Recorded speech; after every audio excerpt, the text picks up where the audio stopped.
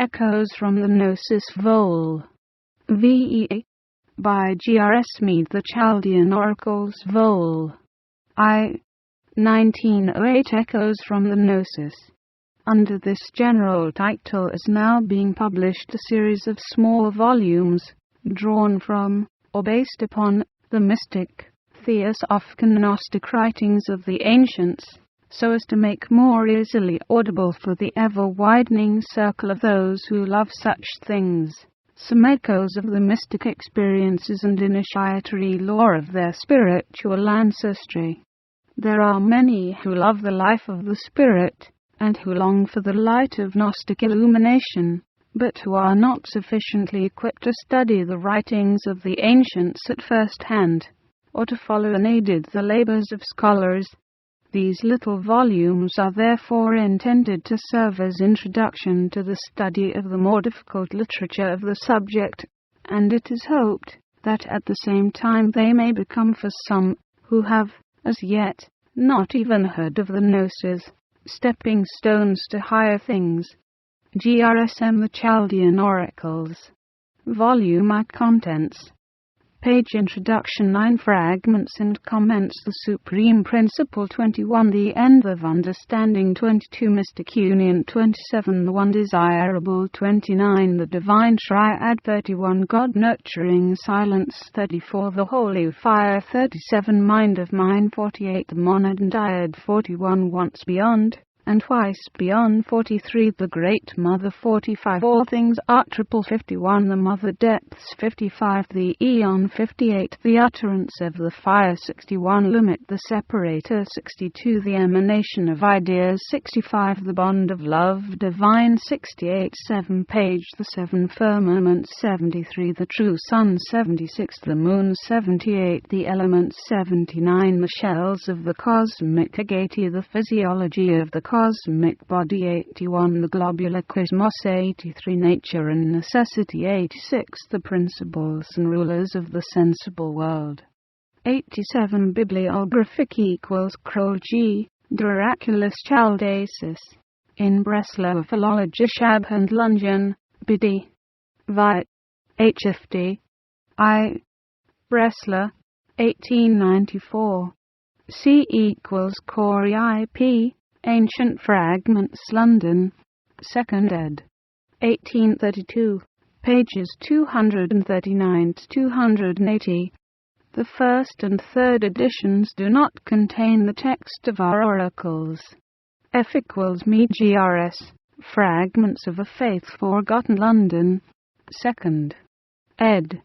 1906 H equals me GRS Thrice Greatest Tummies London 1906 8 The Chaldean Oracles.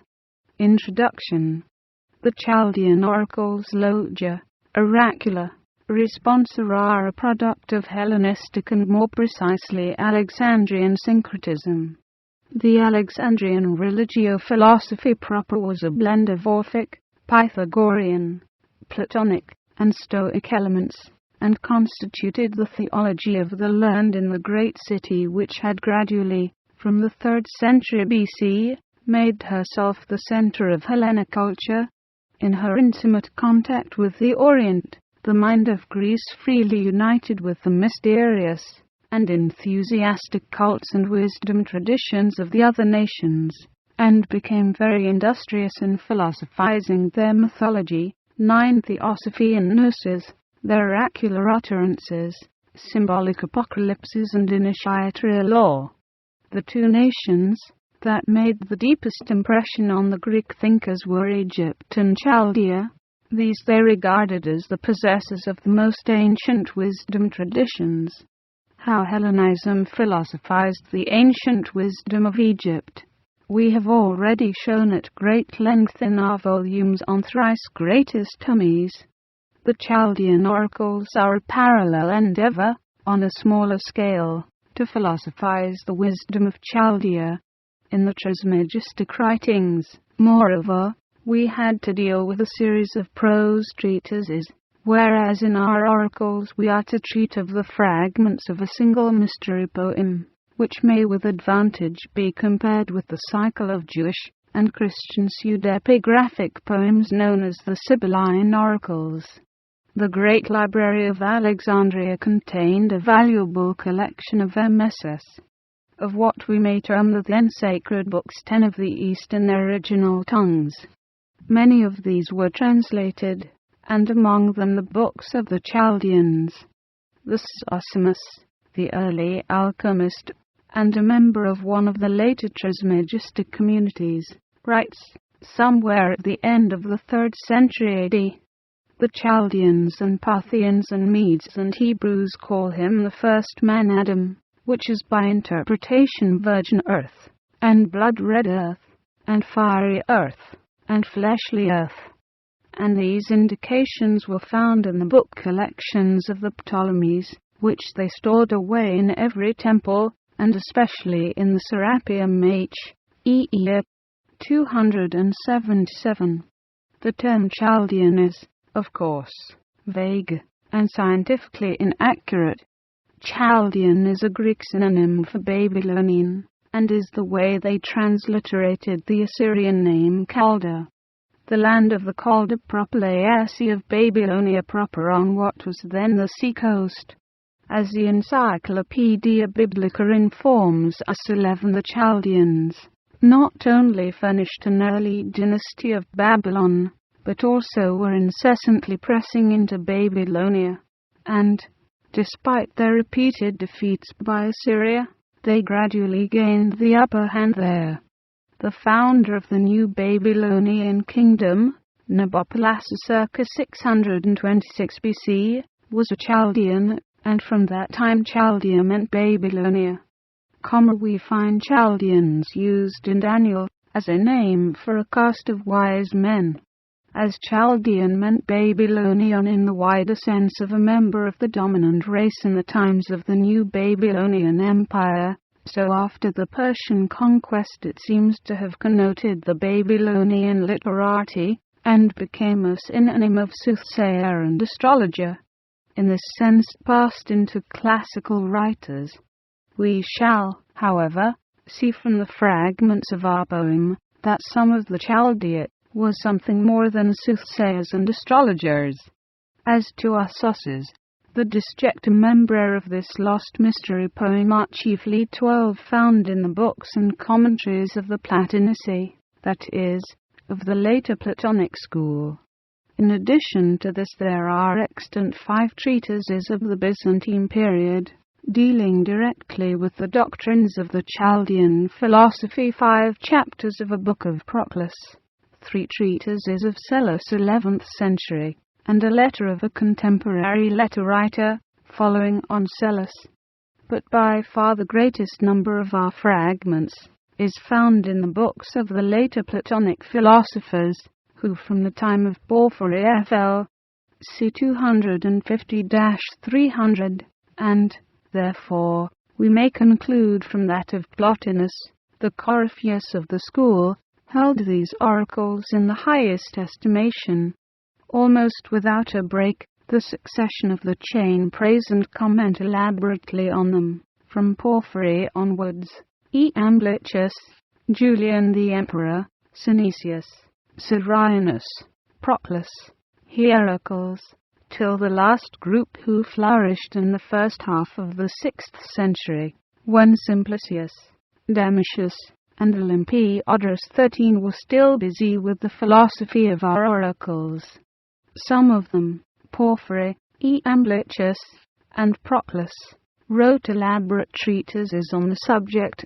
Cyrenius wrote a symphony of Orpheus, Pythagoras, and Plato with reference to and in explanation of the oracles, while Hierocles, in his treatise on Providence, endeavored to bring the doctrine of the oracles into symphony with the dogmas of the Theurgists and the philosophy of Plato. All these books are, unfortunately, lost, and we have to be content with the scattered, though numerous, references, with occasional quotations, in such of their other works as have been preserved to us. In this brief introduction it would take too long to discuss the literature of the oracles, and indeed this is all the more unnecessary, as until the work of Crowell appeared, the subject had never been treated scientifically. Prior to Crowell it had been, more or less, generally held that the oracles were a collection of sayings deriving immediately from the Chaldean wisdom, and even by some as direct translations, or paraphrases from a Chaldean original. This was the general impression made by the vagueness with which the later Platonic commentators introduced their authority, as, for instance, the Chaldean oracles, the Chaldeans, the Assyrians, the foreigners, barbarians or natives, the God-transmitted wisdom, or mystagogy handed on by the gods, and, generally, simply the oracles, the oracle, the gods, or one of the gods. Crowell has been the first to establish that for all this there was but a single authority, namely, a poem in hexameter verse, in the conventional style of Greek oracular utterances, as is the case with the Sibyllines and Homeric centurns. The fragments of this poem have, for the most part, been preserved to us by being embedded in a refined stratum of elaborate commentary, in which the 15 simple forms of the poetical imagery, and the symbolic expressions of the original, have been blended with the subtleties of a highly developed and abstract systematization, which is for the most part foreign to the enthusiastic and vital spirit of the mystic utterances of the poem. To understand the doctrines of the original poem, we must recover the fragments that remain, and piece them together as best we can under general and natural headings. We must not, as has previously been done, content ourselves with reading them through the eyes of the philosophers of the later Platonic school, whose one preoccupation was not only to make a harmony or symphony between Orpheus, Pythagoras, Plato and the oracles, but also to wrest the latter into accommodation with their own elaborations of Platonic and Platinian doctrine. When we have done this, we shall have before us the remains of a mystery, 16 poem, addressed to initiates, and evidently forming part of the inner instruction of a school or community, but even so we shall not have the clear original, for there are several interpolations, which have crept in with the tradition of the text from hand to hand of many scribes. What is the date of this original poem? It was known to Porphyry. Now Porphyry Malik was a Semite by birth and knew Hebrew. He may also have known Chaldean. At any rate we know he was a good scholar, and had good critical ability, and that he was at pains to sift out genuine from spurious oracles, thus showing that there were many oracles circulating in his day. The genuine ones he collected in his lost work entitled On the Philosophy of the Oracles, and among them was our poem. Crowell places this poem at the end of the 2nd century, or the beginning of the 3rd, chiefly because it breathes the 17 spirit of a saving cult, and such cults, he believes, did not come into general prominence till the days of Marcus Aurelius Imp. 161-180, but saving cults had been a commonplace of the East, and in Alexandria for centuries, and this, therefore, does not seem to me to afford us any indication of date. The 2 Julians, father and son, moreover, the former of whom Suidas calls a Chaldean philosopher, and the latter the Theurgist, adding that the son flourished under Marcus Aurelius, will hardly help us in this connection, for the father wrote a book on daemons only, and, though the son wrote works on theurgy, and also on the oracles of theurgy, and the secrets of this science, Porphyry did not associate him with our oracles, for he devoted a separate book of commentaries now lost to the doctrines of Julian the Chaldean, while Proclus and Dematius dissociate this Julian from our oracles, by quoting him separately under the title The Theurgist K71. 18 Porphyry evidently considered our oracles as old, but how old? To this we can give no precise answer. The problem is the same as that which confronts us in both the Trismegistic and Sibylline literature, which can be pushed back in an unbroken line to the early years of the Ptolemaic period. We are, therefore, justified in saying that a poem may as easily be placed in the 1st as in the 2nd century. It remains only to be remarked that, as might very well be expected with such scattered shreds and fragments of highly poetical imagery and symbolic and mystical poetry, the task of translation is often very arduous, all the more so owing to the absence of truly critical texts of the documents from which they are recovered. Crowell has supplied us with an excellent apparatus, and many emendations of the tradition of the printed texts, but until the extant works of the later Platonic school are critically edited from the MSS, as has 19 been done only in a few instances, a truly critical text of our oracle fragments is out of the question. Crowell has printed all the texts, both of the fragments and of the contexts, in the ancient authors, where they are found, in his indispensable treatise in Latin on the subject, but, as is usual with the work of specialists, he does not translate a single line. With these brief remarks we now present the reader with a translation, and comments on the fragments of what might be called the Gnosis of the Fire. 20 fragments and comments. The supreme principle. In the extant fragments of our oracle poem, the supreme principle is characterized simply as Father, or mind of the Father, or again as fire. Psellus, however, in his commentary, declares that the oracle's hymn, the source of all, is the one and good K10, and there can be a little doubt that in the circle of our poet, the deity was either regarded as the one and all, according to the grand formula of Heraclitus FL 500 BC, who had probably to some extent already philosophized the intuitions and symbols of a Mago-Chaldean tradition, or, as with so many Gnostic schools of the time, was conceived of as the ineffable. 21 Quarry, in his collection of oracle fragments, includes a definition of the supreme which Eusebius attributed to the Persian Zoroaster.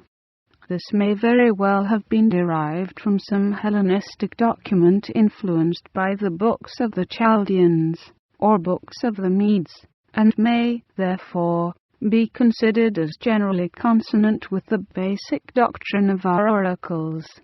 As, however, Crowell rightly omits this, we append it in illustration only. He is the first, indestructible, eternal, ingenerable, impartible, entirely unlike aught else, disposer of all beauty, unbribable, of all the good the best, of all the wisest the most wise, the father of good rule and righteousness as he is well, self-taught, and natural, perfect, and wise, the sole discoverer of sacred nature law, the end of understanding. If, however, we have no excerpt bearing directly on the summer mysterium, we 22 have enough, and more than enough, to support us in our conjecture that it was conceived of in our oracles as being itself beyond all words, in a fragment of 11 lines which sets forth the supreme end of contemplation as follows: Yea, there is that which is the end of understanding, that which thou must understand with flower of mind.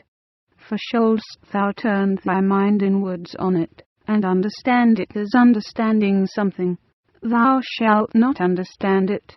For that there is a power of the mind's prime, that shineth forth in all directions, flashing with intellectual rayslet sectors. Yet, in good sooth, thou shouldst not strive with vehemence to understand that end of understanding, nor even with the wide-extended flame of wide-extended mind, that measures all things, except that end of understanding only. Indeed, there is no need of strain in understanding this, but thou shouldst See 163, 167, 61, 62, 166.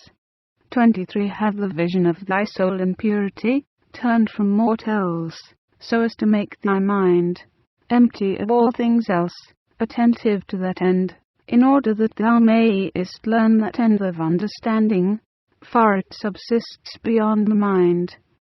That which is the end of understanding is generally rendered the intelligible. But to note on, for the Gnostic of this tradition, in this connection, signifies the self-creative mind, that is, the mind that creates its own understanding. It is both the simultaneous beginning and end, or cause and result of itself, and this is the end or goal of all understanding. It has, therefore, to be distinguished from more formal modes of intellection. The normal mind, that is conditioned by the opposites, subject and object, cannot grasp it. So long as we conceive it as object, as other than ourselves, as though we are understanding something, so long are we 24 without it. It must be contemplated with the flower of mind, by mind in its prime, that is, at the moment of blossoming of the growing mind, which rays within and without in intellectual brilliance, both penetrating its own depths and becoming one with them.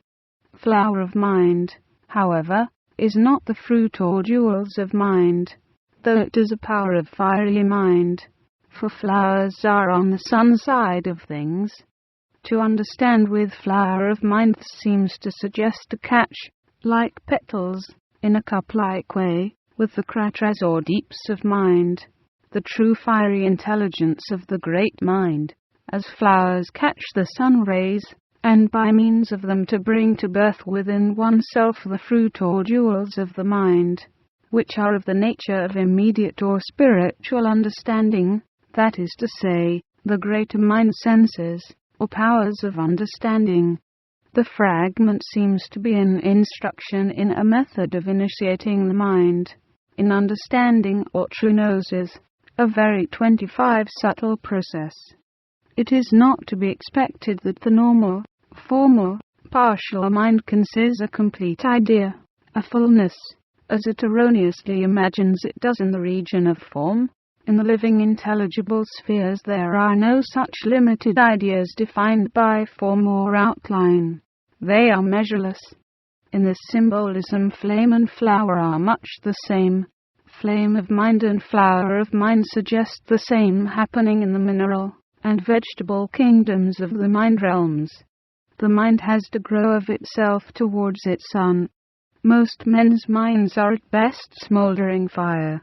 They require a breath of the great breath to make them burst into flame, and so extend themselves, or possess themselves of new regenerative power. Most men's minds, or persons, are unripe plants. We have not yet brought ourselves to the blossoming point. This is achieved only by heat from the sun. A blossoming person may be said to be one who is beginning 26. To know how to form fruit and regenerate himself. In this vital exercise of inner growth there must be no formal thinking. The personal mind must be made empty or void of all preconceptions, but at the same time become keenly attentive, transformed into pure sense, or capacity for greater sensations. The soul must be in a searching frame of mind, searching not inquiring, that is to say, synthetic, not analytic. Inquiry suggests penetrating into a thing with the personal mind, while searching denotes embracing and seizing ideas, eating or digesting or absorbing them, so to say, getting all round them, and making them one's own, surrounding them. It is no longer a question of separated subject and object, as with the personal and analyzing mind. Mystic union. The whole instruction might be termed a method of yoga or mystic union on IO27 Mystica of the spiritual kingly mind, the mind that rules itself, Aja Yoga, the royal art proper. But there must be no vehemence, no fierce impetuosity, to use a phrase of Patanjali's in his Yoga Sutra, in one direction only. There must be expansion in every direction, within and without, in stillness. The vision of the soul is, literally, the eye of the soul.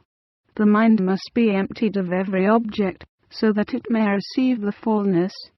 It becomes the pure I, the Aeon, or I, not, however, to perceive anything other than itself, but to understand the nature of understanding, namely, that it transcends all distinctions of subject and object.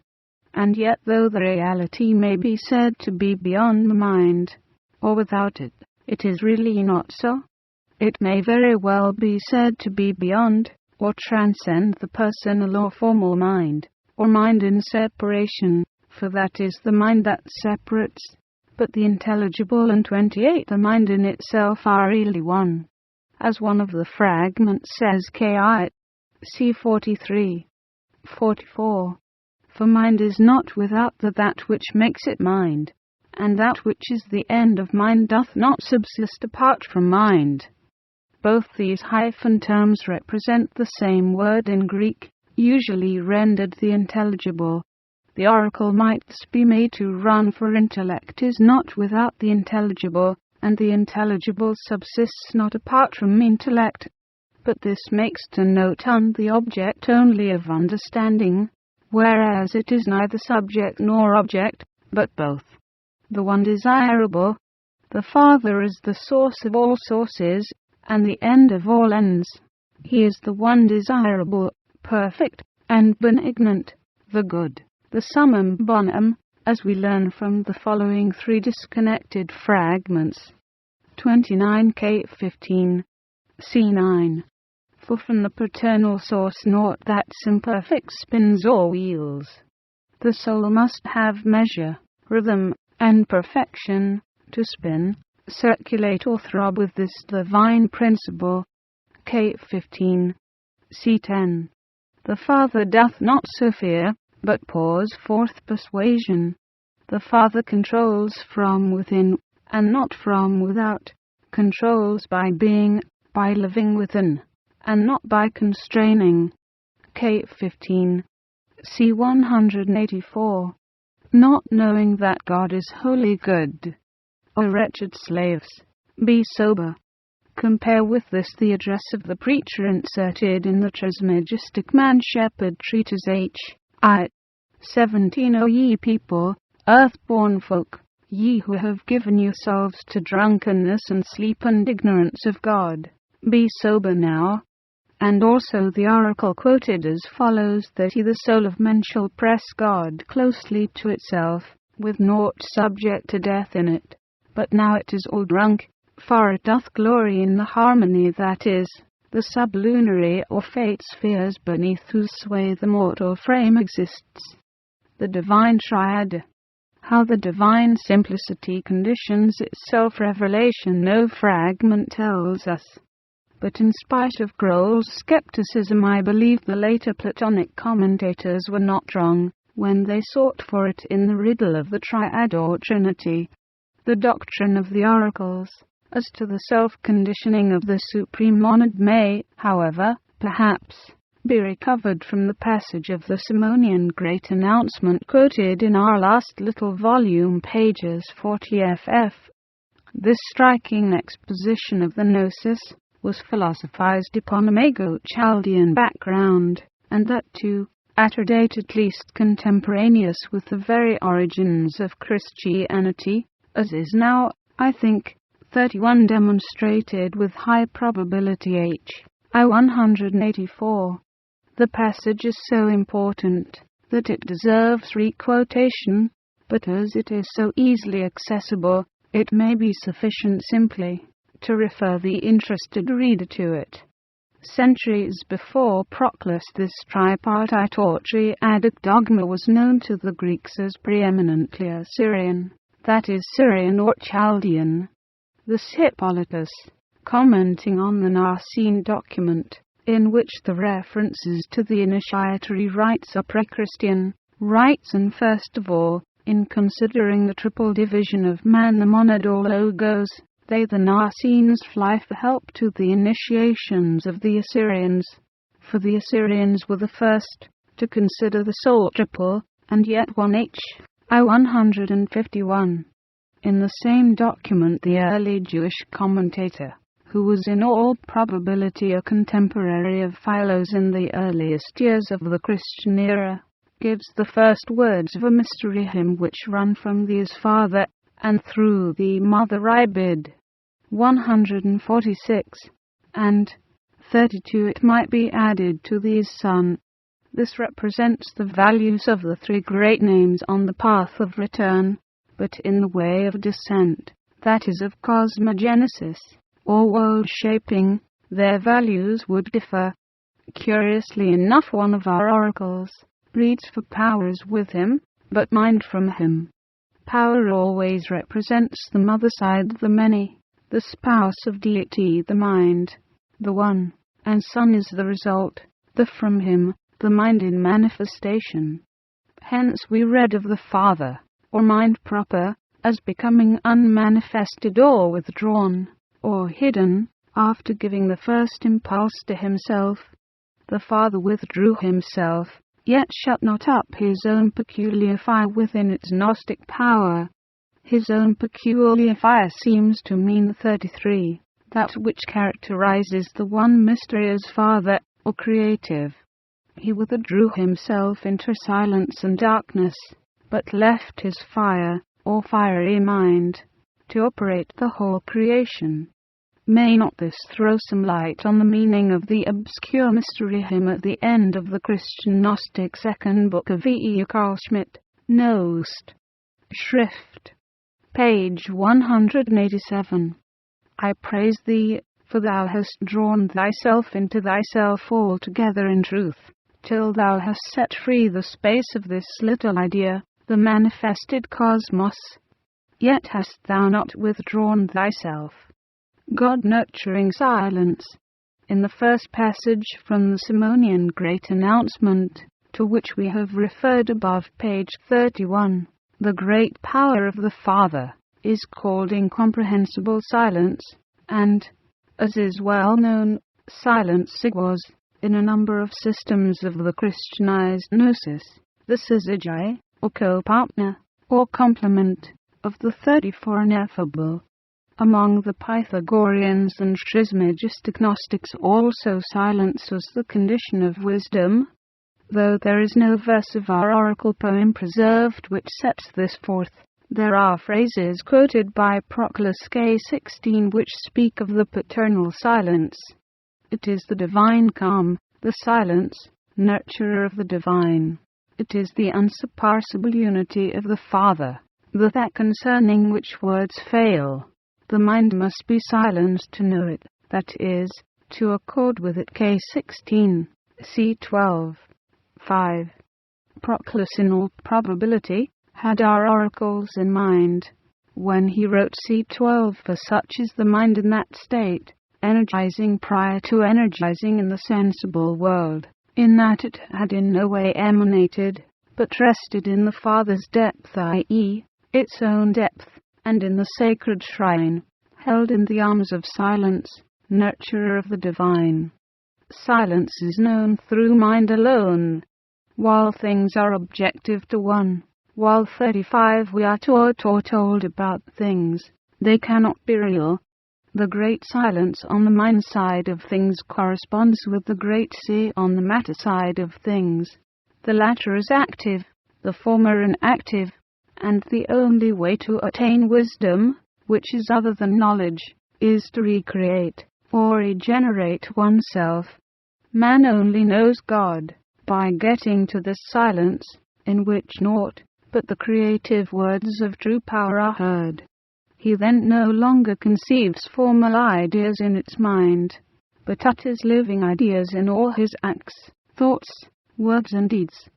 The fatherhood is equated by Proclus K13 with essence, or subsistence hyparxis, the motherhood with life, zc sedilla or power dynamis, and the sonship with operation or actuality energia. These philosophical terms are, of course, not the names used in the oracles, which preferred more graphic, symbolic, and poetical expressions. 36. The Holy Fire. This mind in potentiality is the hidden fire of Simon the Magian, who doubtless knew of the books of the Chaldeans, and the manifested fire was the mind in operation or formative mind, as the great announcement of the Simonian tradition has it. Hip. Ref. Vi. 9-11. The hidden aspects of the fire are concealed in the manifest, and the manifest produced in the hidden, and the manifested side of the fire has all things in itself which a man can perceive of things visible, or which he unconsciously fails to perceive, whereas the hidden side is everything which one can conceive as intelligible, or which a man fails to conceive. And so in our oracles, as with Simon, and with Heraclitus, who called it ever-living fire, the greatest symbol of the power of deity was called holy fire, as Proclus tells us. K. 13. This fire was both intelligible and immaterial. 37. And sensible and material, according to the point of view from which it was regarded. Mind of mind. The fiery self-creative energy of the Father is regarded as intelligible, that is, as determined by the vital potencies of mind alone. Here all is in potentiality or hidden from the senses. It is the truly occult world. The sensible, or manifested, universe comes into existence by the demiurgic, or formative, or shaping energy of the mind, which now, as architect of matter, is called mind of mind, or mind son of mind, as we have man son of man in the Christianized Chaldean Gnosis. This is set forth in the following lines. K. 13. C. 22. For he the Father doth not inlock his fire transcendent, the primal fire, his power, into matter by means of works, but by energy of mind. For it is mind of mind who is the architect of this, the manifested fiery world. 38. Works seem here to mean activities, objects, creatures, separation. This Father, who is wholly beyond the sea of matter, does not shut up his power into matter by inlocking it in bodies, or works, or separate objects, but energizes by means of some mysterious abstract and infinite penetration, the laying down as it were the foundations of root form, the ground plan, so to speak, the nexus of the first limit. This makes matter to assume the first beginnings of mass. As soon as the Father, or mind of all minds, has made this framework or network of fire, mind of mind is born. And this mind is the fiery cosmic mind, which by contacting matter in its first essential nature generates the beginnings of the world body, and of all bodies. This is the work of mind. So also we find the Supreme addressing Hermes and the Virgin of the world treated as soul of my soul, and holy mind of my own mind. H. 104. 39. And again in another Trismegistic fragment we read, there was one Gnostic light alone, nay, light transcending Gnostic light.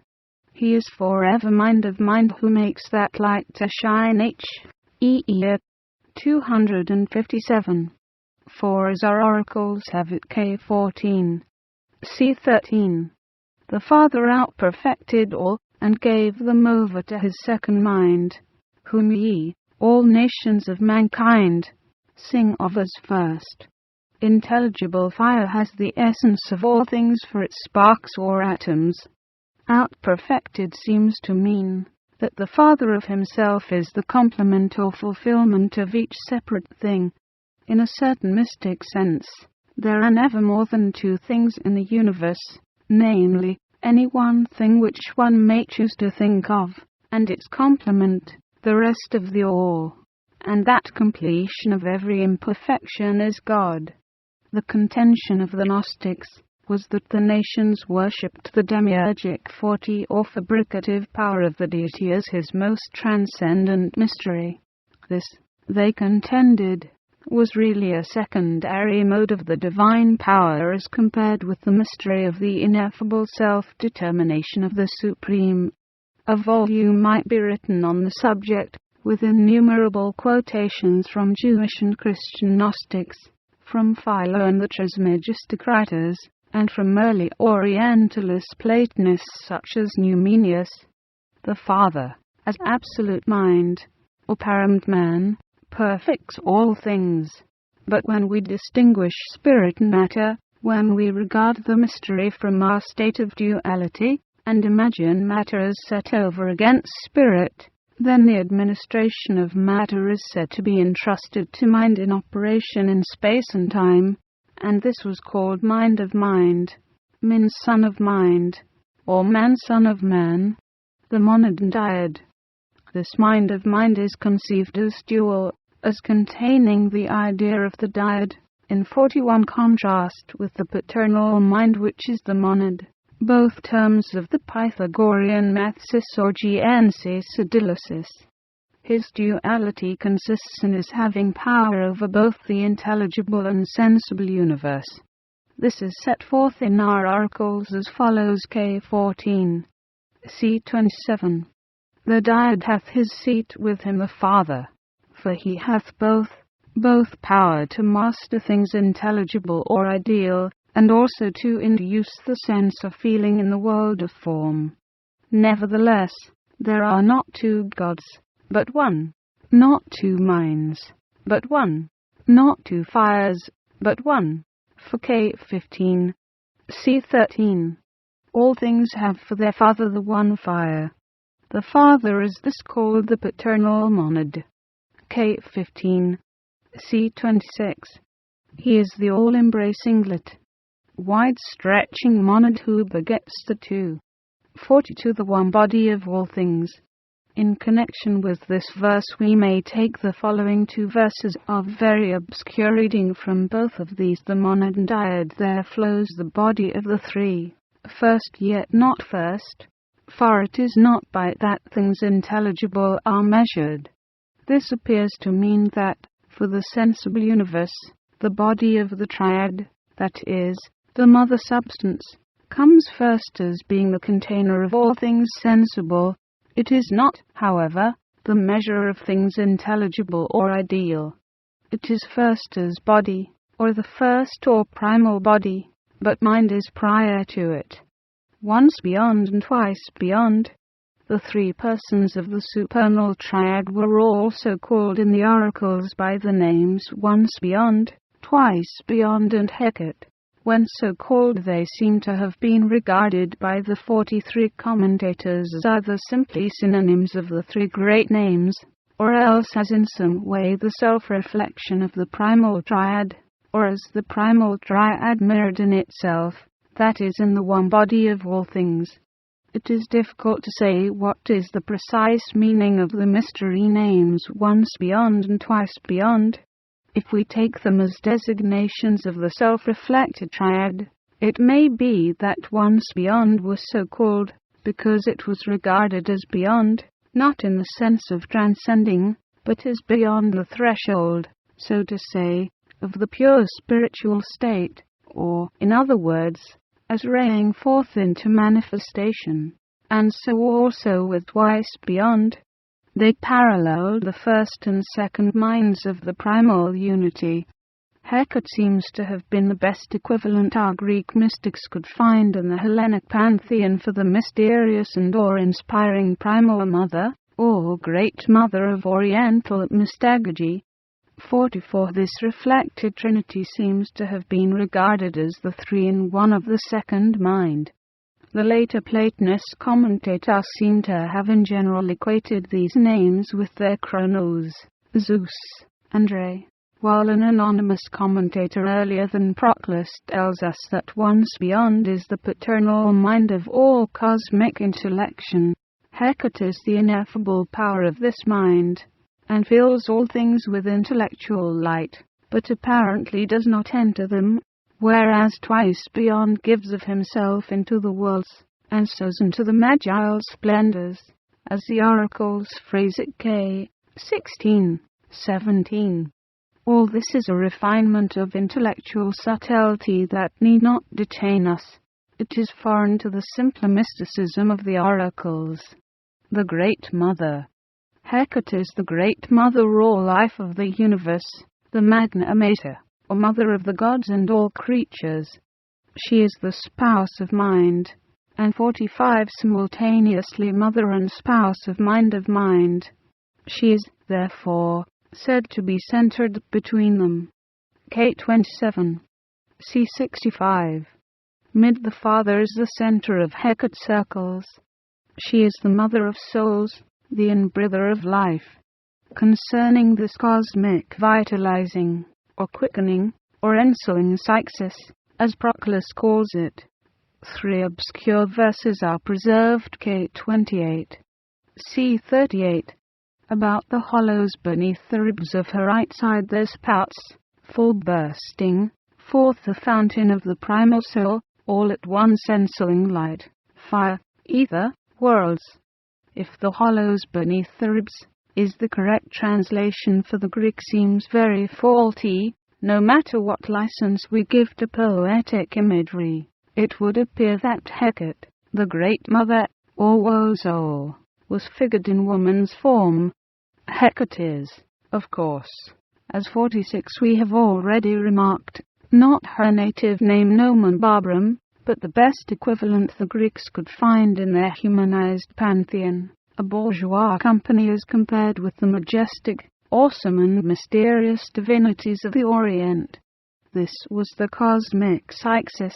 The mixture of individual souls was, according to the Trismegistic Virgin of the World treatise, and as we might naturally expect, of a somewhat more substantial, or plastic, nature. In this treatise we read, and since neither thawed, when fire was set to it, for it was made of fire, nor yet did freeze when it had once been properly produced, for it was made of breath, but kept its mixture's composition a certain special kind, peculiar to itself, of special type and special blend, which composition you must know, God called Psyxis. It was from this coagulated fashion souls enough in myriads. H.E. 99.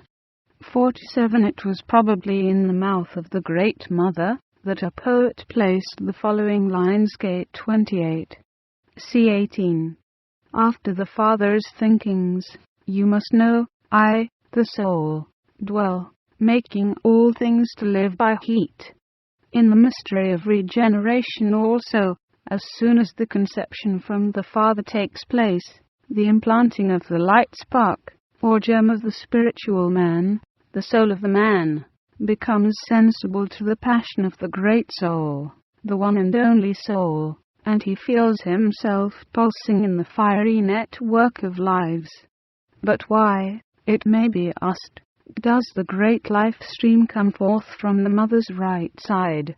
The fragments we possess do not tell us, but the original presumably contained some description of the mother body, for we are told 48 K. 28. C. 187. On the left side of Hecate is a fountain of virtue, remaining entirely within, not sending forth its pure virginity.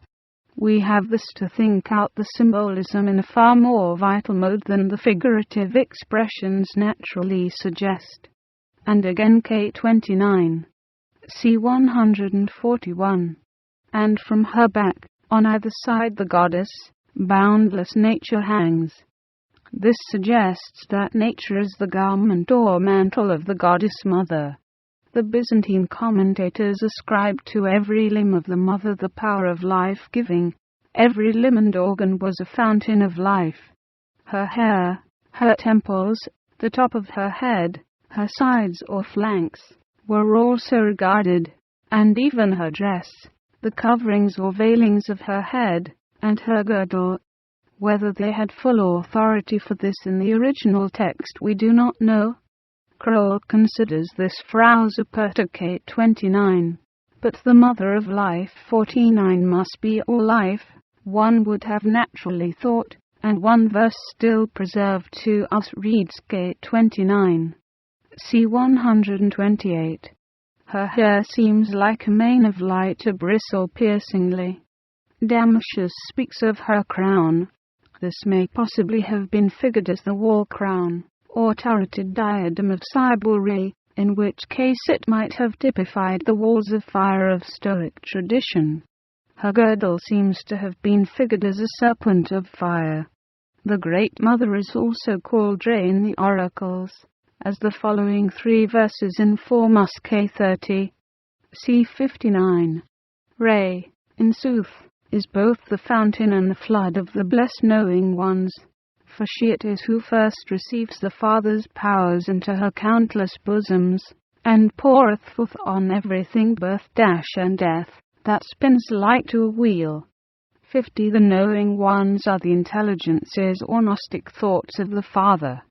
She is the mother of Genesis, the wheel or sphere of rebecoming. In one of her aspects she is called in the oracles the wondrous and awe-inspiring goddess, as Proclus tells us. With the above verses, may be compared K36, C 140, 125 below. All things are triple. The statement of Hippolytus, that the Assyrians, i.e., the Chaldeans, were the first to consider the soul triple and yet one, is borne out by several quotations from our oracle poem. K18. C28. The mind of the Father uttered the word that all should be divided, or cut into 3. His will nodded assent, and at once all things were so divided.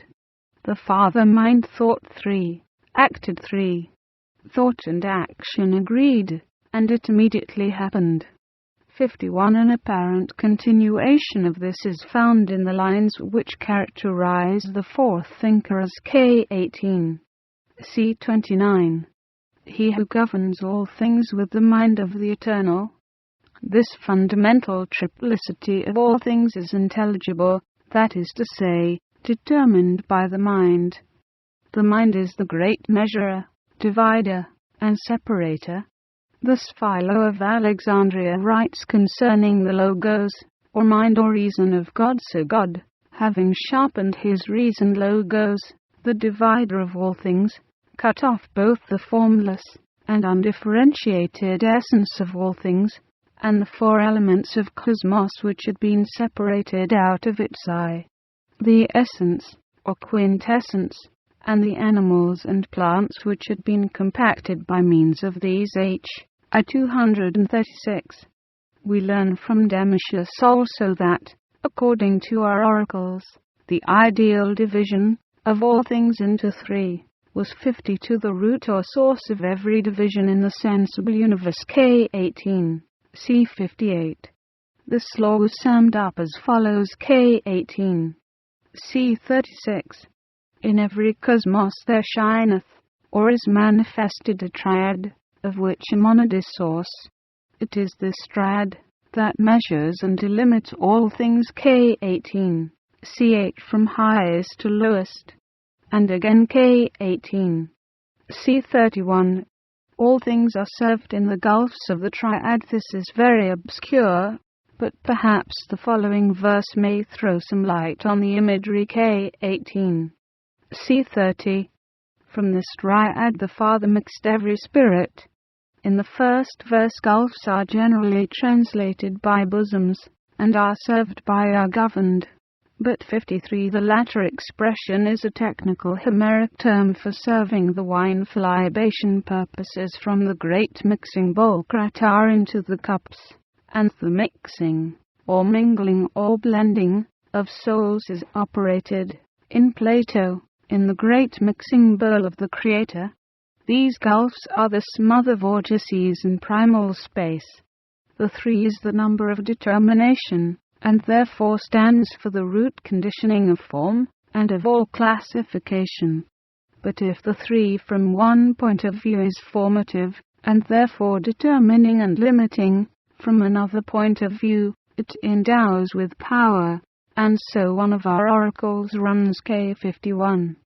C170. Arming both mind and soul with triple might.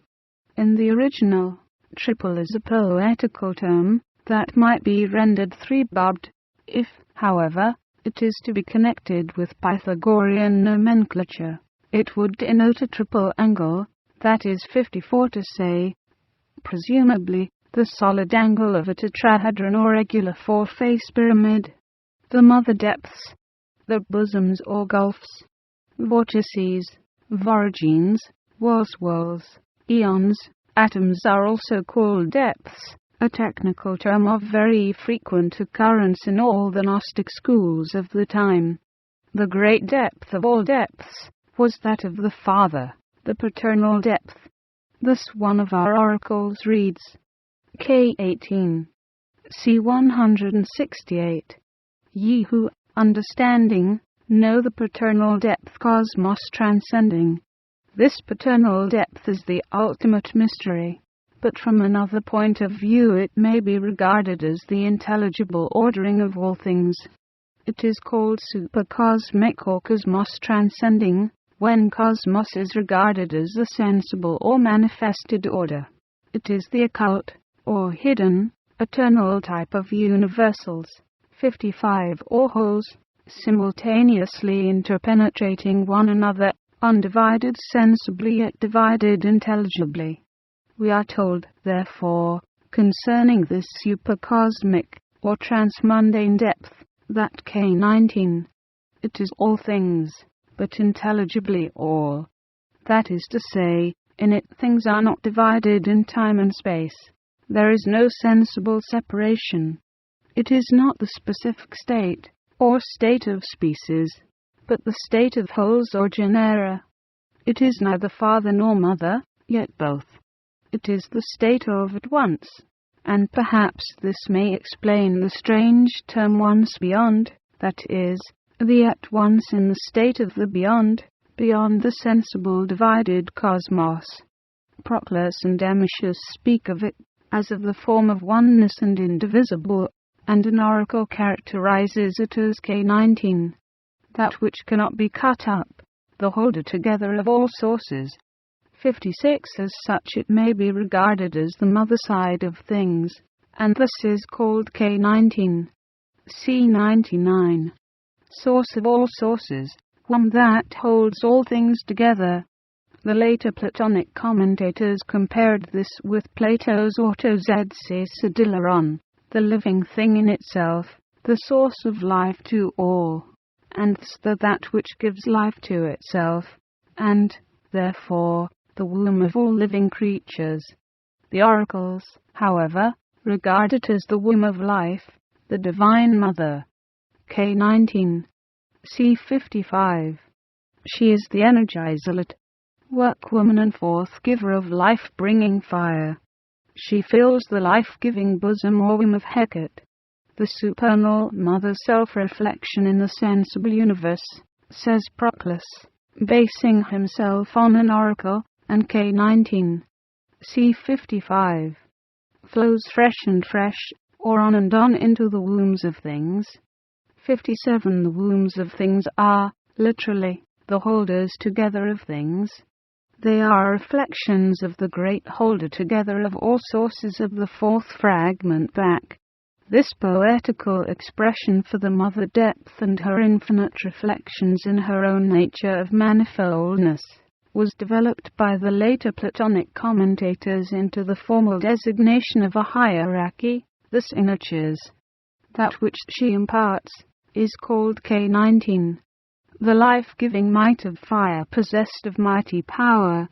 This is all on the mother side of things, but this should never be divorced from the father side, as may be seen from the nature of the mysterious eon. The eon on the eon doctrine cf. H. I 387-412, which probably occupied a prominent position in the mysticism of our oracle poem, though, of course, in a 58 simple form, and not as in the overdeveloped theology of the Christianized Gnosis. We unfortunately possess only 4 verses. One of the names given to the Aeon was Father Begotten Light, because he makes to shine his unifying light on all, as Proclus tells us. K 27. C 71. For he the Aeon alone, culling unto its for the flower of mind the Son from out the Father's might the Mother, possesseth both the power to understand the Father's mind, and to bestow that mind both on all sources, and upon all principles, both power to understand our will, and ever abide upon his never-tiring pivot. The nature of this Aeonic principle, Automic mystery, according to the belief of the Theurgists, is described by Proclus. But whether this description was based upon our poem or not, we cannot be 59 certain. We, therefore, append what Proclus says. In illustration only see 2 Theurgists declare that he duration, time without bounds, the Aeon is God, and him his divinity is both older than old, and younger than young, as ever circling into itself the egg and Aeon wise, both as conceiving the sum total of all numbered things that move within the cosmos of his mind, yet over and beyond them all, as infinite by reason of his power, and yet again, when viewed with them, as spirally convolved the serpent. The ever-circling now is the principle of self-motivity. On the spiral side of things there is procession to infinity, while on the sphere side beginning and end are immediate and at once. With this passage must be taken 2 others quoted by Taylor, but without giving the references C3 and 4. God energizing in the cosmos, Aeonian, boundless, young and old, in spiral mode convolved. 60 For eternity the Aeon, according to the oracles, is cause of life, that never falleth short, and of untiring power, and restless energy, the utterance of the fire. In connection with the idea of the living intellectual fire as the perfect intelligible Father and Mother in one, both creating matter and impregnating it, conceived of sensibly as the descent into matter, we may, perhaps, take the following verses K 20, C 101, 24. Thence there leaps forth the genesis of matter manifoldly wrought in varied colours. Thence the fire flash down streaming dims its fair flower of fire, as it leaps forth into the wombs of worlds. For thence all things begin downwards to shoot their admirable rays. The origin of matter and the genesis of matter is to be sought for in the intelligible itself. The doctrine of the 61 Pythagoreans and Platonists was that the origin of matter was to be traced to the monad. The flower of fire is here the quintessence of it. Limit the separator. To the same part of the poem we must also refer the following K 20, C 66. For from him leap forth both thunderings inexorable, and the fire-flash receiving bosoms of the all-fiery radiance of Father-begotten Hecate, and that by which the flower of fire, and mighty breath beyond the fiery poles is girt. Those who have studied attentively the Mithriac ritual Vol. Vi. Will feel themselves in a familiar atmosphere when reading these lines. The thunderings are the creative utterances of the Father. The bosoms of Hecate are the receptive vortices on the mother side of things. Yet Father and Mother 62, and also Son are all 3 the monad. She is Father begotten, the monad perpetually giving birth to itself. The Son is that which girds or limits or separates. The Gnostic is all limit, the form side of things, which shuts out the below from the above, and determines all opposites. It is the cross, the undergirding of the universe, as we have seen in the Gnostic crucifixion Vol. Vi. pages 1543 ff. The commentators, however, with their age for intellectual precision, have turned this into a technical term, making it a special name, but in the oracles hypos is used more simply and generally as a separator. Proclus characterizes this hypos as the prototype of division, the separation of the things that are from matter, basing himself apparently on the verse gate 22. Just as a diaphragm hypos, a knowing membrane, he divides. 63. The nature of this separation is that of knowing or Gnostic fire. The Epicureans called the separation between the visible and invisible the flaming walls of the universe. Compare the angel with the flaming sword who guards the gates of paradise. So also with the epithet inexorable Amalektoi applied to the thunderings. These have been transformed by the over-elaboration of the commentators into a hierarchy of inexorables or implacables, just as is the gorgeous imagery of the Coptic Gnostic treatises of the Esculent Bruce codices. The simpler use may be seen in the following two verses gate 21. C. 17. The mind of the Father, vehicled in rare draws of straight lines, flashing inflexibly in furrows of implacable fire. This seems to refer to the rays of the divine intelligence vehicled in creative 64 fire. It is the divine ploughing of primal substance. Straight lines are characteristic of the mind. It is the first furrowing, so to speak, of the sea of matter in a universal pattern that impresses upon the surface a network of light as may be seen in protoplasm under a strong microscope from the ruler of the sea above. It is the first descent of the Father, and the first ascent or arising of the Son. It suggests the idea of riding and controlling. The epithet rare or attenuated suggests drawn out to the finest thread. These threads or lines govern and map out the sea. They are lines on the surface. They glitter and look like furrows of the essence of fire. The emanation of ideas, in close connection with the lines beginning from him leap forth. We may take the longest fragment 16 lines preserved to us 65 K 23. C. 39. The Father's mind forth bubbled, conceiving, with his will in all its prime, ideas that can take upon themselves all forms, and from one source they, taking flight, sprang forth. For from the Father was both will and end. These were made differentiate by Gnostic fire, allotted into different knowing modes.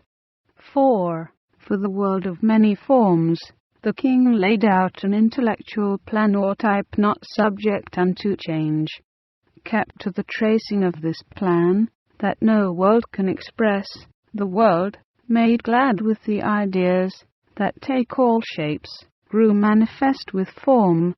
Of these ideas there is one only source, from which there bubble forth in differentiation other ones, that no one can approach, forth bursting round the bodies of the world, which circle round its awe-inspiring depths or bosoms, like unto swarms of bees, flashing around them and about, incuriously, some hither and some thither, the Gnostic thoughts from the paternal source, that cull unto therefore the flower of fire at height of sleepless time. 66. It was the Father's first self-perfect source, that welled forth these original ideas. With this culling or plucking of the flower of fire compare the ancient gnomic couplet preserved by Hesiod at d. 741 f. Nor from five branched at God's fire looming cut dry from green with flashing blade. As has been previously stated H.I. 265, N5. I believe that Hesiod has preserved this scrap of ancient wisdom from the off fragments in circulation in his day among the people in Boeotia, who had them from an older Greece than that of Homer's heroes. In other words, that we have in it a trace of the contact of pre-Homeric Greece with Chaldea. These living ideas or creative thoughts are emanations, or forth-flowings of the divine mind. and constitute the plan 67 of that mind, the divine economy. They are more transcendent even than the fire, for they are said to be able to gather for themselves the subtlest essence or flower of fire. At height of sleepless time is a beautiful phrase, though it is difficult to assign to it very precise meaning. The height of time is, perhaps, the supreme moment, and this may mean momentarily, not, however, in the sense of lasting only the smallest fraction of time, but referring to time at its limit where it touches eternity. The thoughts of the Father Mind are on the borderland of time. They are living intelligences of light and life, of the nature of Logoi. K24. Thoughts of the Father. Brightness of flame, pure fire. The bond of love divine. Next we may take the verses referring to the birth of love Urkes, the bond of union between all things.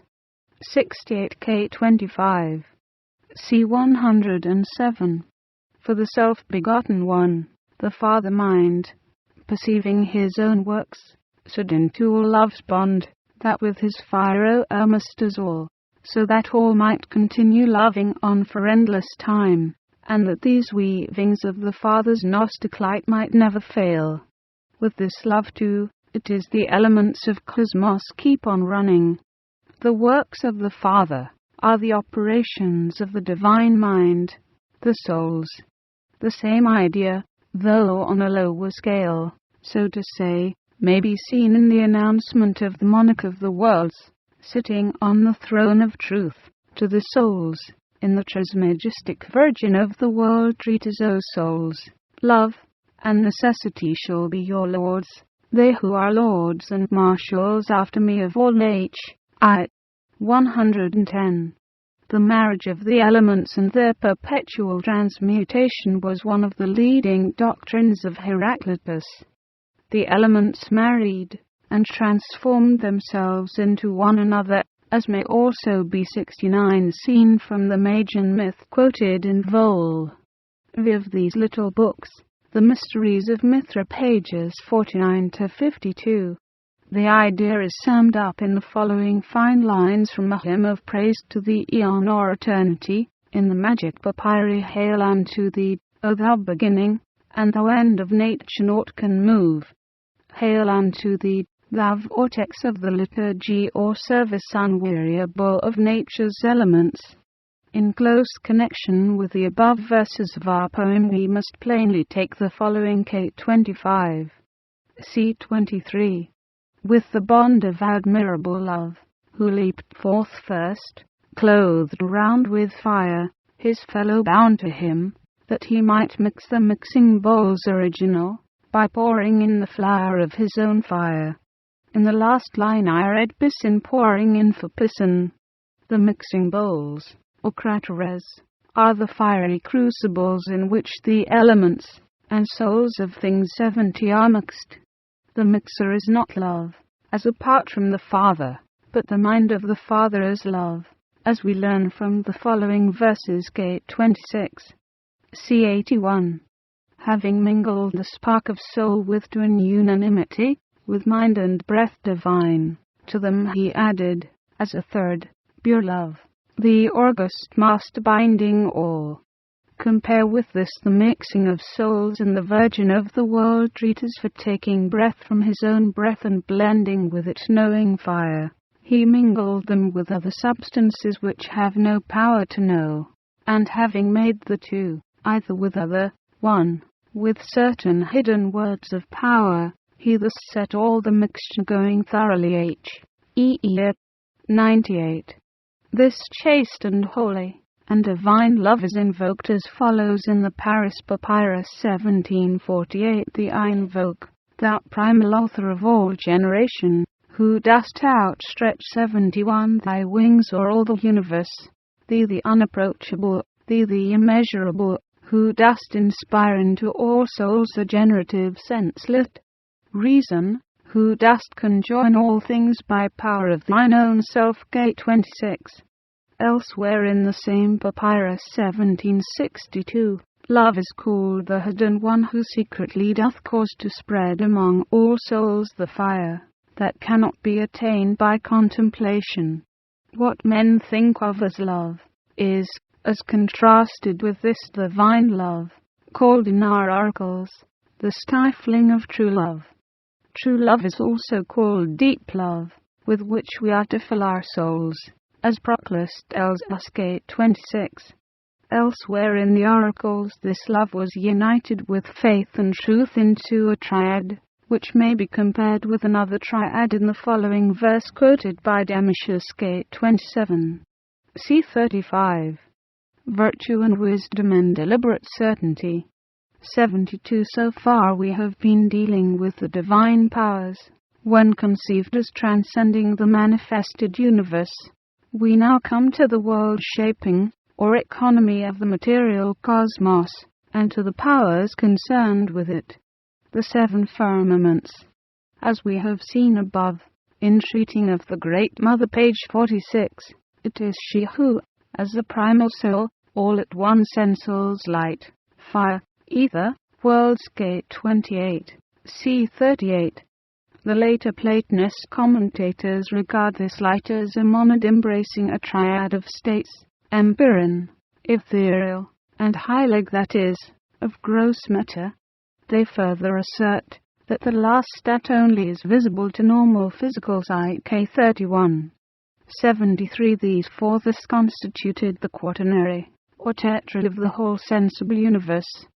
This would, of course, be somewhat of a daring philosophizing of the simple statement of the original poem, if the verse we have quoted were the only authority for the precise statement of the commentators. But we are hardly justified in assuming, as Kroll appears to do throughout, that if no verse is quoted, therefore no verse existed. The Platonic commentators had the full poem before them, and like the systematizers of the Upanishads tried to evolve a consistent system out of its mystic utterances. There were also, in the highest probability, other Hellenistic documents of a similar character, giving back some reflections from the books of the Chaldeans, and also in the air a kind of general tradition of the Chaldean philosophy. The sensible universe was thus divided by them, basing themselves on the pregnant imagery of the oracles, into 374 states or planes, the empyrean, ethereal, and hylic. To these planes or states they referred the mysterious septenary of spheres mentioned in the verse 31. C. 120. The Father caused to swell forth seven firmaments of worlds.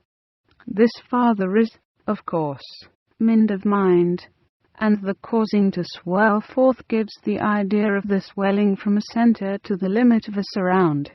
The most interesting point is that those who knew the oracles, and were in the direct line of their tradition, did not regard these seven firmaments, or zones, as the planetary orbits. One of the seven they assigned to the empyrean, 3 to the ethereal, and 3 to the gross material or sublunary. There was thus a chain or coil of 7 depending from the eighth, the octave, of light, the borderland between the intelligible and the sensible worlds. All the 75, however, were corporeal worlds. 32. The 3 hylic, those of gross matter, may be compared with the solid, liquid and gaseous states of physical matter, the 3 ethereal with similar states of ether or subtle matter, and the 7th corresponds with the atomic, or empyrean or true fiery, or firm state. Moreover, as to the hylic world or world of gross matter, which had 3 spheres or states, we learn 33. The centers of the hylic world are fixed in the ether above it. That is to say, presumably, the ether was supposed to surround, and interpenetrate the cosmos of gross matter, the true sun. As to the sun, the tradition handed on a mysterious doctrine that cannot now be completely recovered in the absence of the original text. Proclus, however, 76 tells us that the real sun, as distinguished from the visible disk, was transmundane or supercosmic, that is, beyond the worlds visible to the senses. In other words, it belonged to the light world proper, the monadic cosmos, and poured forth thence fountains of light. The tradition of the most arcane or mystic of the oracles, he tells us, was that the sun's wholeness, i.e., monad, was to be sought on the transmundane plane K32, C130, for there, he says, is the solar cosmoses and the whole light, as the oracles of the Chaldeans say, and I believe K33. Elsewhere he speaks of what appears to be the circuit of the sun, and contrasts this with its true circulation, which, proceeding from above some whence, from out the hidden and supercelestial ordering of things beyond the heavens, sows unto all the suns in cosmos the proper portion of their light for each. This also seems to have been based on the doctrine of the oracles. 77 as the enfaming mind was called mind of mind, so was the true sun called in the oracles time of time, because it measures all things with time, as Proclus tells us, and this time is, of course, the eon. It was also called fire, sluice of fire, and also fire disposer K33, C133, and, we may add, by many another name connected with fire, as we learn from the Mithriac ritual. The moon. If the visible sun, as we have seen, was not the true sun, equally so must we suppose the visible moon to be an image of the true moon reflected in the atmosphere of gross matter. Concerning the moon we have these 5 scattered shreds of fragments. K33, C135. Both the ethereal course and the measureless rush, and the aerial floods or fluxes of the moon. 78 K33, C136. O either, sun, moon's breath, leaders of air. K33, C139. Both of the solar circles and lunar pulsings and aerial bosoms. K33, C139. The melody of ether and of sun, and of the streams of moon and air. K34, C137. And wide air, and lunar course, and the ethereal vault of sun. These scraps are too fragmentary to comment on with much profit. The elements. From what remains we learn, as Proclus tells us, that the sun space came first, then the moon space, and then the air space. The elements of cosmos, however, were not simply our earthy fire, air, water, and earth, but of a greater order. The Olympiodorus tells us that the elements at the highest point 79 of the earth, that is on the tops of the highest mountains, were also thought of as elements of cosmic water, as it were watery air, and this air in its turn was moist ether, while ether itself was the uttermost ether. It was in that state that were to be sought the ethers of the elements proper, as the oracles call them K34, C112. The shells of the cosmic egg. The diagrammatic representation of cosmic limit was a curve, whether hyperbolic, parabolic, or elliptical we do not know. Damasius, quoting from the oracles, speaks of it as a single line, drawn out in a curved or convex outline, or figure, and adds that this figure was frequently used in the oracles K34. It signified the periphery of heaven. In the Orphic mythology, doubtless based on Chaldean sources, the dome of heaven is fabled to have been formed out of the upper shell of the great egg, when it broke in twain. The egg in its satiety upper half was sphere-like, in its lower conical or elliptical. Proclus tells us that the oracles taught that there were 7 circuits or rounds of the irregular or imperfect spheres, and in addition the single motion of the 8th, or perfect sphere which carried the whole heaven round in the contrary direction towards the west. The physiology of the cosmic body. To this eighth sphere we must refer the progression spoken of in the verses K34, C 144, both lunar course and stark progression. This stark progression was not delivered from the womb of things because of the man. The normal mind of man was subject to the irregular spheres. He is egg-shaped and not spherical. And if there were spheres, there were also certain mysterious centers and channels, pipes, canals, conduits, or ducts.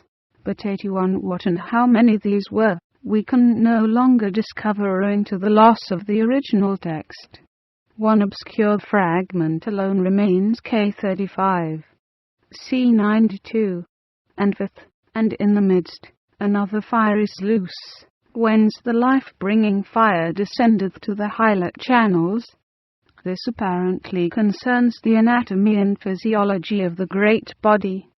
Proclus introduces this quotation with the statement, the conduit of the power of generating lives descends into the center of the cosmos, as also the oracles say, when discoursing on the middle one of the five centers, that extends right through to the opposite side, through the center of the earth. How a center can enter and go through another center is not clear. These channels or centers, however, were clearly ways of conveying the nourishing and sustaining fire to the world, and all the lives in it. 82 The primal center of the universe is presumably referred to in the following verse K65. C 124. The center, from which all, raised to the periphery, are equal. The globular cosmos. In any case, the root plan of the universe was globular. Proclus tells us that God as the demiurge, or world shaper, made the whole cosmos. K35. C 118. From fire, from water, earth, and all nourishing ether. Where ether is presumably the watery ether or air, as we have seen above, page 80. He tells us further that the Maker, working by himself, or on himself, or with his own hands, framed, or shaped, carpentered the cosmos, as follows. K35. C 108. Yea, for there was a second massive fire working of its own self all things. 83 below lit. There, in order that the cosmic body might be wound into a ball, in order that cosmos might be made plainly manifest, and not appear as membrane-like. It is, of course, very difficult to guess the meaning of these scraps without their context. The appearance of cosmos as membranous, however, suggests the idea of the thinnest skin or surface, that is, the lines, or threads, or initial markings, on the surface of things, that is to say, that the action of the enflaming fire rolls up the surfaces of things into three-dimensional things or solids, even as the threads of wool are wound into a ball. The underlying idea may be seen in another oracle, which, referring to the path of return, whether mode of outgoing or involving, has to be reversed or unwound, warns us. K64. C 152. Do not soil the spirit, nor turn the plain into the solid. 84 To this, we shall return later on at the end of our comments. Cf. H. E. 174. The second massive fire is, presumably, the sensible fire, or rather the fire that brings into manifestation the sensible world, as contrasted with the pure hidden fire, the unmanifest, intelligible or ideal mind of the Father.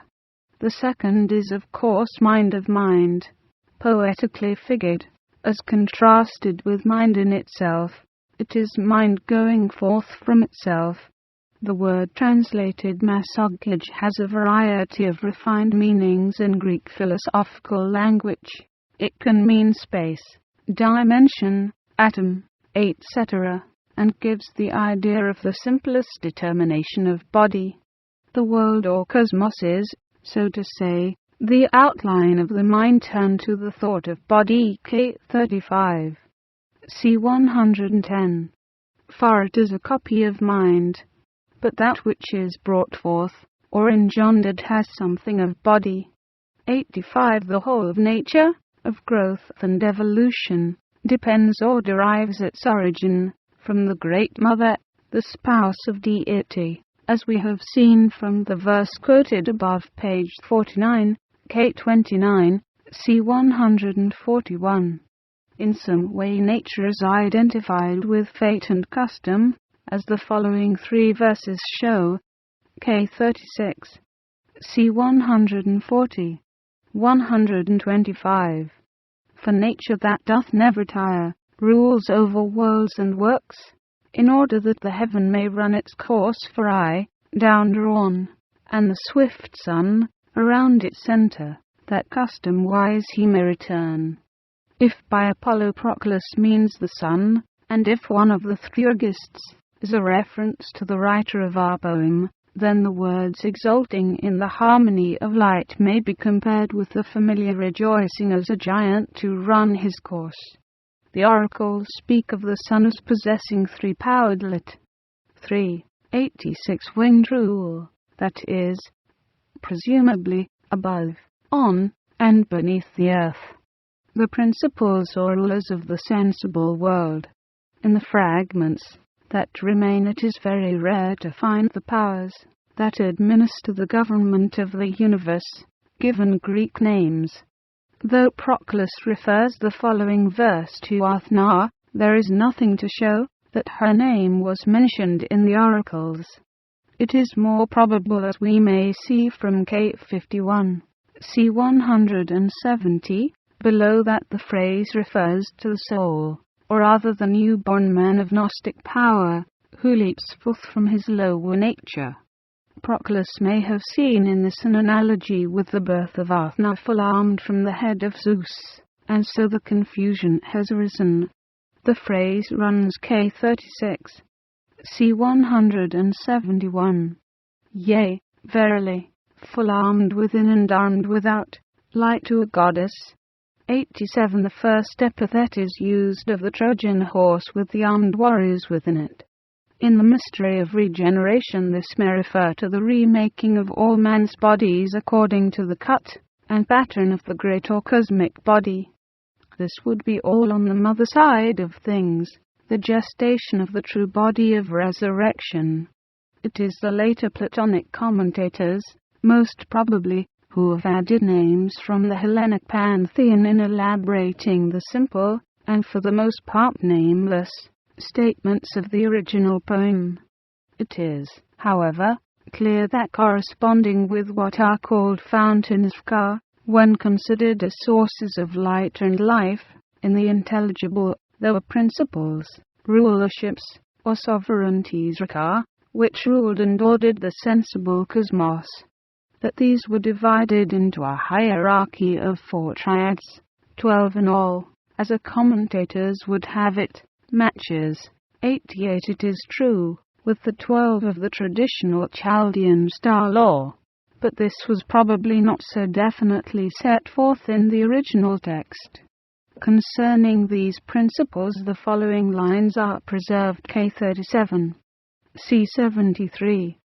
Principles which, perceiving in their minds the works thought in the Father's mind, clothe them about with works and bodies that the sense can apprehend. The chief ruling principles of the sensible world were 3 in number. Damascus calls them the 3 fathers, psi, of the manifested cosmos, but this seems to be an echo of the nomenclature of the theurgical or magical school, and not of the oracles proper. He, however, quotes the following 3 verses with regard to the threefold division of the sensible world. K37, C37. Among them the first course is the sacred one, and in the midst the airy. Third is another one which warms the 89 earth in fire. For all things are the slaves of these three mighty principles. This seems to mean, according to Gnosis, that corresponding with the heaven, earth, and the interspace, air, there are three principles, or rather, there is one principle in three modes, heavenly or empyrean, middle area or ethereal, and terrene or hylic. The heavenly course is, presumably, the revolution of the great sphere of fixed stars. The terrene is connected with the central fire, and the middle with the motions of the irregular spheres. It may also be that the last course, connected with the air simply, has to do with the mysterious winds or currents of the great breath, as we saw in the symbolism of the Mithriac ritual.